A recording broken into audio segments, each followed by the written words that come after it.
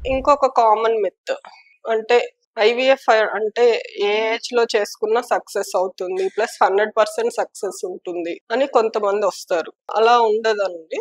IVF ICSI అనే procedure ఏంటంటే పిల్లలు లేని వాళ్ళలో న్యాచురల్ గా పిల్లలు అవ్వట్లేదు అనుకున్న వాళ్ళలో సైన్స్ యొక్క ఇన్వెన్షన్స్ వల్ల మనకు ఒక సొల్యూషన్ లాగా వచ్చింది. సో దీంట్లో కూడా మనకి తెలిసిన రీజన్స్ ద్వారా ఎంతో సైన్స్ లో డెవలప్మెంట్స్ చేస్తూ సక్సెస్ అనేది 60% to 65% వరకు ఉంటుంది. దాంట్లో కూడా సక్సెస్ రేట్ అనేది ఒక లేడీ యొక్క ఏజ్ ని బట్టి, ఎగ్ క్వాలిటీని బట్టి, జెంట్స్ లో స్పర్మ్ ఫ్యాక్టర్స్ ని బట్టి, ఇలా అన్ని ఫ్యాక్టర్స్ ని బట్టి డిపెండ్ అవుతుంది. వాళ్ళ ఎండోమెట్రియల్ లైనింగ్ ని బట్టి.